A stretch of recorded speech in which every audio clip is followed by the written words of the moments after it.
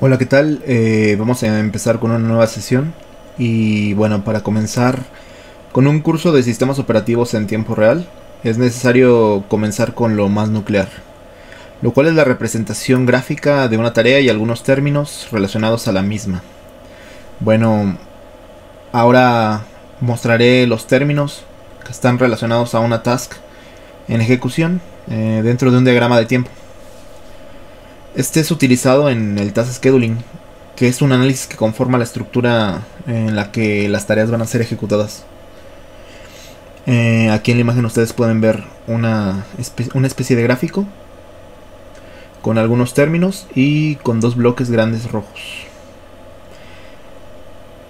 Pues en esta sesión solamente se utiliza una sola tarea para rescatar los datos que nos competen y excluir todo lo que tenga que ver con las interacciones con otras tareas. Más adelante se verán interacciones con otras tareas y cómo es que alguna influye en otra. Bueno, primero que nada, este rectángulo rojo que está aquí. Bueno, primero que nada, este rectángulo rojo llamado Task Red es el cuerpo de la tarea. Este es otra réplica de la tarea. Es exactamente la misma tarea, se llama Task Red, pero en otro periodo de tiempo. Y pues representa la existencia de la tarea de manera visual, lo cual detallaremos exactamente a qué se refiere, pero al final, para que no haya ninguna confusión. El primer término que vamos a conocer es el siguiente: el tiempo. El tiempo será la medida que determinará varios factores de nuestra tarea. La mayoría de las definiciones dependen de esta magnitud. Normalmente se grafica desde el inicio de la ejecución de nuestro procesador hasta un tiempo determinado que valida algunos planteamientos de nuestro análisis. Va a depender exactamente de qué es lo que quieras representar en tu gráfica, y esto te va a generar alguna información específica. En futuras sesiones vamos a ver las dinámicas con el tiempo, una vez que son incluidas más tareas, como mencioné al principio. El siguiente término a conocer es el término Start o Task Read o inicio de tarea. Este inicio es exactamente como lo dice su nombre, es un comienzo en la ejecución de la tarea a partir de que el procesador toma la tarea y la ejecuta. En este momento el procesador comienza a ejecutar las instrucciones que existen dentro de la tarea. Este comienzo tiene algunas características específicas que después vamos a ver a más profundidad, porque meterlo aquí sería un poco saturado.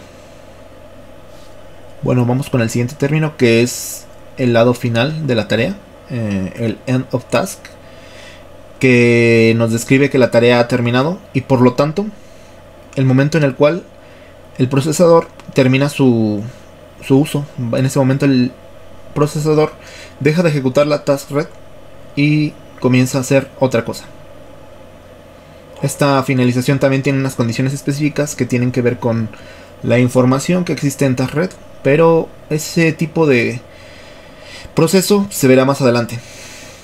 Ok, el tiempo de ejecución, que es el siguiente término, puede ser descrito como el tiempo exacto que tarda en ejecutarse la tarea, desde su inicio, que es el Start, hasta el End of Task, que es el final de la tarea. Esto quiere decir que durante este intervalo de tiempo, desde el Start hasta el End, el procesador estará ejecutando las instrucciones de la tarea roja. Ok, el siguiente término es el Deadline. El Deadline es un dato que es muy importante y que determina el límite de tiempo que tendrá la tarea para ejecutarse. Es muy diferente al tiempo de ejecución, porque el tiempo de ejecución es el tiempo real que tarda la tarea en ejecutarse, y el deadline será el límite que tiene para ejecutarse. Si la tarea llega hasta aquí, quiere decir que cumplió su deadline. Bueno, como sabemos, para cualquier bloque lógico existe un tiempo determinado en el que se ejecuta. Y este tiempo puede ser variable, porque todas las funciones que contiene este bloque lógico, todas las instrucciones y loops y demás cosas relacionadas a la forma en la cual se creó esa tarea, tienen un tiempo variable. algunas veces determinístico, a otras veces no tanto. Entonces ese tiempo puede ser variable, y en un proceso en el cual tú necesitas algo que sea determinístico o que sea infalible, lo más infalible posible, es necesario que tengas límites. Si no tienes límites, tu procesador va a comportarse de manera muy extrañas. Entonces, si se sobrepasa el límite, el deadline, ocurren algunas cosas, ocurrirá alguna excepción determinada por el sistema operativo que se esté utilizando, y llevará varios planteamientos para un análisis. Por ejemplo, puede ser que la tarea no esté bien conceptualizada, que se haya diseñado mal y que el tiempo que fue a la cual fue asignada no sea suficiente para poder terminar su trabajo. Otra cosa es que esté mal optimizada, es decir, que la tarea esté haciendo su proceso y esté bien diseñada, pero el contenido de la tarea no haya sido el más óptimo y por lo tanto está tardando más de lo que requeriría. Esto pasa mucho con programadores principiantes que no saben cómo optimizar bien su código, o lo saben pero desconocen alguna teoría específica sobre optimización. E incluso puede deberse a que dentro de la tarea existe un bug o algún error específico. Bueno, vamos con el siguiente término, que es un poco más sencillo, que es el periodo. El periodo es algo que se puede definir de manera más simple, y es que ocurre que algunas tareas son llamadas cada cierto tiempo. Por ejemplo, aquí vemos task red que se repite en una ocasión. Bueno, aquí se repite en una sola ocasión porque el diagrama está limitado por el espacio, y aparte está con un zoom bastante alto. Pero ocurre que las tareas son llamadas cada cierto tiempo para tomar el tiempo del procesador y ejecutarse. Cuando ese tiempo es constante, entonces se denomina periodo. Eso quiere decir que tienes una tarea que se va a repetir continuamente y con un tiempo determinado. Ese es el periodo. Ese tiempo de repetitividad es el periodo. Por ejemplo, si dijéramos que nuestra task red se va a ejecutar cada 40 milisegundos, quiere decir que a partir del tiempo cero, que sería van a pasar 40 milisegundos y se ejecutará otra vez. Después de otros 40 segundos, a los 80 milisegundos, se ejecutará otra vez. Y después de otros 40 segundos, a los 120 milisegundos, se ejecutará otra vez. Y así sucesivamente hasta que siga su ritmo constante de ejecuciones. Hay términos relacionados con ese periodo, pero vamos a verlos más adelante porque son un poco más complejos. Ok, el otro término es el spare time. Si se fijan, el spare time es el complementario del deadline, y el spare time es básicamente, como su nombre lo dice, el tiempo libre. Y ese simplemente se define como el tiempo en el cual el procesador no está haciendo absolutamente nada con esa tarea. Esta tarea va a estar inactiva, y en ese tiempo la tarea no puede tomar el tiempo del procesador. El procesador estará haciendo cualquier otra cosa excepto ejecutar task red. Bueno, pues esos son los términos hasta ahora. Hay uno más que quizás entren en algunas dudas, que es este tiempo vertical, como si fuera una especie de gráfico matemático, pero la verdad es que este diagrama de tiempo, como su nombre lo dice, solamente está determinado por la cantidad, por la magnitud del tiempo. El tiempo es lo único que importa, y esta magnitud de acá es una magnitud imaginaria que simplemente nos sirve para ver por bloques las tareas. Esto es importante, ya que si no, solamente existirían líneas y llevaría a algunos problemas, ya que las tareas se forman por bloques porque es necesario representar algunas cosas dentro de ellas, y eso es importante. A veces se grafica dentro, bueno, no se grafica, se escribe su periodo dentro de ellas, su deadline, depende de las. Ese es el término que es imaginario por ahora. Y bueno, para ser un poco más claro, como dijimos al principio, lo que se refiere con el tiempo de existencia de la tarea de task red, vamos a verlo en una analogía que es bastante menos abstracta que la tarea, que es lo que todos ustedes deben de estar acostumbrados, que es el código. Yo creo que todas las personas que tomaron este curso deben de tener un pequeño atisbo de conocimiento sobre el lenguaje de programación, y se acercaron a este tema para conocer más esa macroestructura que es los sistemas operativos.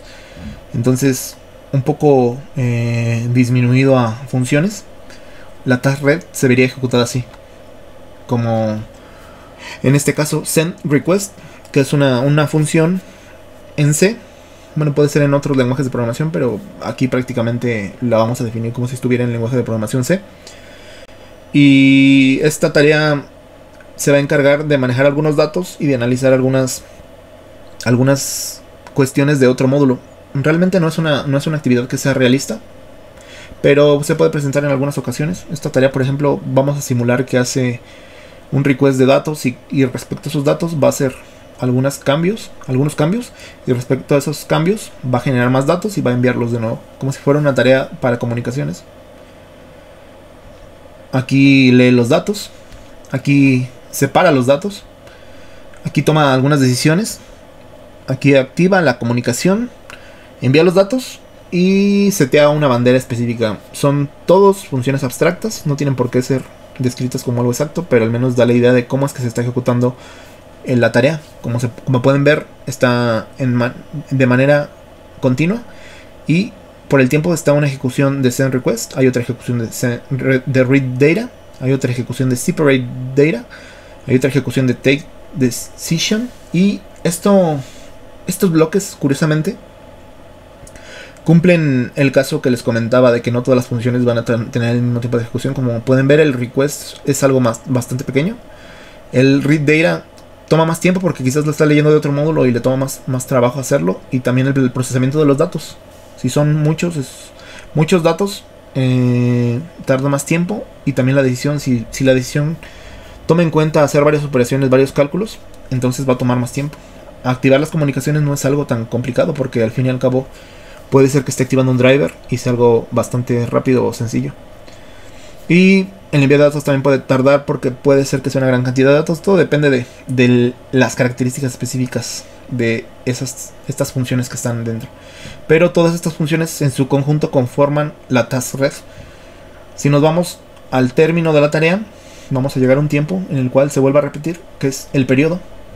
Después de que cumple su periodo, vuelve a ejecutarse y vuelven a aparecer las mismas funciones en el mismo orden, a menos que estén condicionadas a que aparezcan en diferente orden. Hay algunas condiciones que pueden hacer que, por ejemplo, hay una flag que solamente manda los send requests en un número impar de ejecuciones de la tarea o cosas por el estilo. Algún arreglo en programación que ustedes deben de conocer para que solamente se ejecute de una manera determinada o con una lógica determinada. Esto de aquí es cómo una tarea se puede ejecutar, cómo una tarea se está construyendo. Y pues aquí son solamente funciones, pero hay que dejar claro que no solo las funciones caben dentro de la tarea. También hay otras cosas que se pueden poner como directamente instrucciones, o no sé, por ejemplo un loop directo. No tiene que ser como tal una tarea. Solamente piensen en la tarea como un espacio lógico, el cual puede ejecutar una pequeña parte de un programa. Y bueno, eso es todo por esta sesión. A continuación vamos a seguir analizando las definiciones de una tarea, pero creo que vamos a ir más allá con más de una tarea. Y bueno, eso es todo. Necesidades de la gráfica y las necesidades de la persona que está diseñando el schedule, que es como se denomina un diagrama de tiempo ya con varias tareas y con tiempos determinados y todo analizado.